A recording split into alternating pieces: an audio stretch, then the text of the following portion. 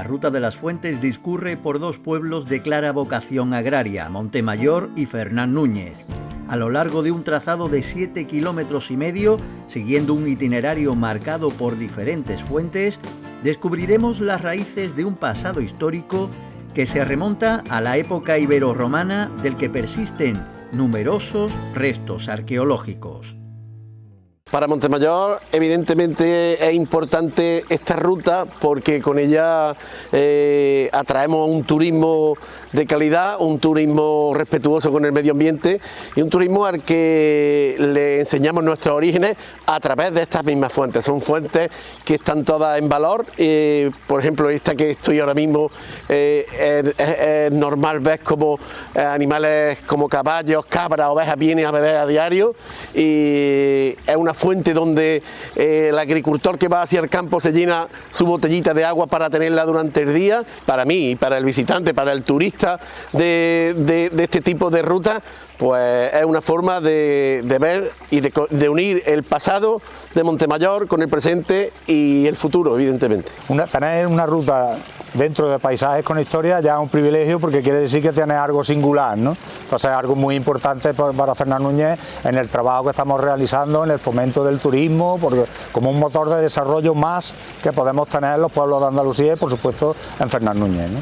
Bueno, el papel que juegan las fuentes dentro de nuestro municipio es muy importante por la historia que llevamos detrás, ¿no? Estamos sentados en una fuente que es de 1778.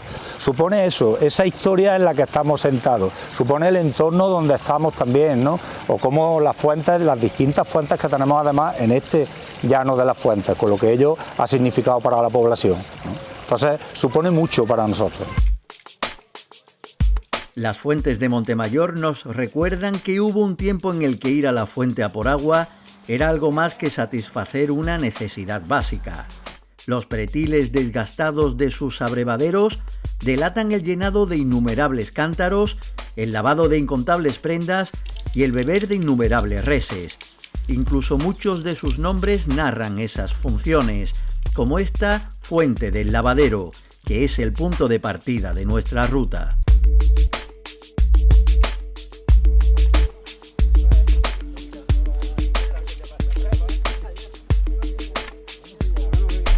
Como atestiguan estas inscripciones, la Fuente Nueva data del año 1800, aunque por aquel entonces el pilar abrevadero era más pequeño que el actual.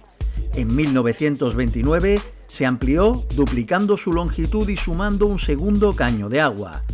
Esta es una de las pocas fuentes que todavía se utilizan en Montemayor para el abrevaje del ganado. La Fuente del Cañuelo, nuestra siguiente parada, mantiene una estructura semicircular que recuerda el abrevadero circular que sirvió antaño para que el ganado pudiera disponerse en torno a él para beber. Tras la fuente, descubrimos una alcuba que probablemente date de tiempos romanos.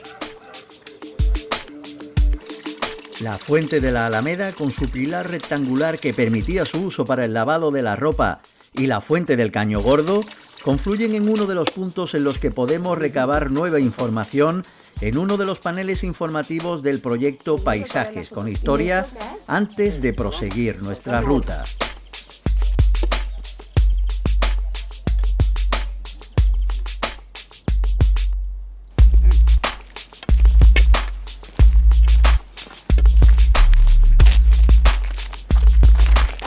Mirad, detrás de aquella cantera está el Cerro de la Horca. En este lugar se libraron, según los textos clásicos, algunas de las más enconadas batallas y asedios de la Guerra Civil Romana librada entre Julio César y Pompeyo el Grande, que en Hispania se prolongó en campañas contra sus hijos, todo ello a mediados del siglo I a.C., y ha sido siglos después en este cerro donde ha tenido lugar un espectacular hallazgo arqueológico. El Cerro de la Horca muestra uno de los contextos arqueológicos más representativos de las guerras libradas entre César y Pompeyo a mediados del siglo I a.C. Gran parte de estas guerras, de las campañas entre ambos generales romanos, se produjeron precisamente en el sur de la península ibérica, concretamente en el núcleo de la campiña cordobesa. Por lo tanto, estamos literalmente siguiendo las huellas de los soldados y de las legiones de Pompeyo y de Julio César. En este contexto, el Cerro de la Horca, a mis espaldas, es probablemente uno de los sitios más representativos y también uno de los enclaves en los que el equipo arqueológico comenzó a prospectar de manera más minuciosa. Se empezó a localizar una serie de elementos de armamento romano claramente distinguibles y fechables precisamente en el periodo de mediados del siglo I a.C.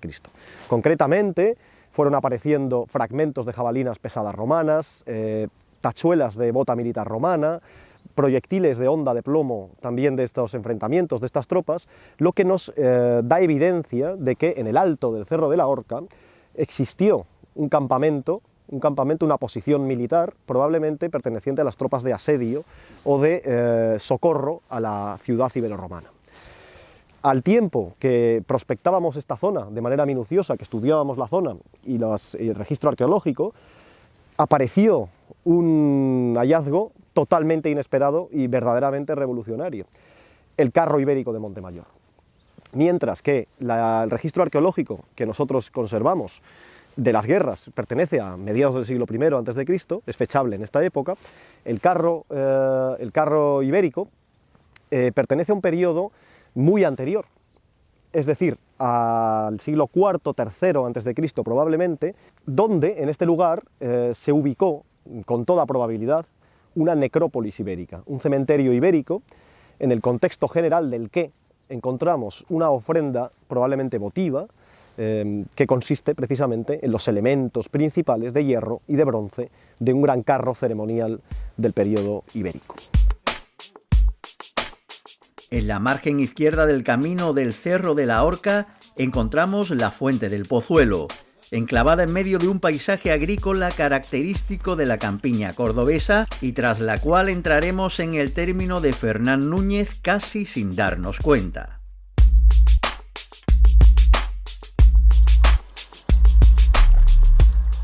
Bueno, la ruta de la Fuente de Fernán Núñez y Montemayor es una ruta que nos permite apreciar el paisaje de la campiña. Este paisaje, del cual tenemos un ejemplo aquí a mi espalda, es un paisaje que se gesta, que se forma en el Mioceno, concretamente de las arcillas y margas que se depositaron en el Golfo Bético y que dieron lugar a un suelo muy profundo, muy feraz, que es el que ha determinado su devenir histórico, o sea, se ha aprovechado siempre para la agricultura.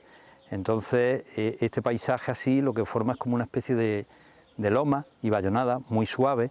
Y bueno, hay quien lo define eso como un mar de tierra firme, en el sentido de que estas lomas suaves que vemos al fondo serían como las olas de ese mar. Hay también que, bueno, y a mí me gusta imaginar, que parece como si un gran pintor con una brocha enorme y ancha se hubiera dedicado a pintar de color amarillo, de color verde, de color marrón, todas estas lomas, y que va cambiando también con el tiempo. Tenemos un gris más ceniciento, plateado, en el caso de los olivos, y luego la tierra calma, pues podemos ir apreciando distintas tonalidades a lo largo del año. Así, por ejemplo, en invierno tenemos un verde muy intenso, en primavera tenemos un verde un poquito más amarillento, en verano tenemos los ocres claros, en otoño pues tenemos ocres más oscuros cuando ya empieza la lluvia otoñal a mojar un poco el terreno. Y entonces, bueno, pues la verdad que es un gustazo, un placer pasear por estos campos y bueno, ha servido de inspiración a grandes poetas de nuestra literatura como es Antonio Machado. La encalada Fuente de los Gitanos nos da la bienvenida en Fernán Núñez, donde afrontamos el último tramo de nuestro paisaje con historia, para culminar nuestra ruta en el Parque del Llano de las Fuentes, cuyo nombre proviene de la existencia de 3 fuentes en este punto: la Fuente Chiquita, la Fuente Redonda y la espectacular Fuente de los Caños Dorados.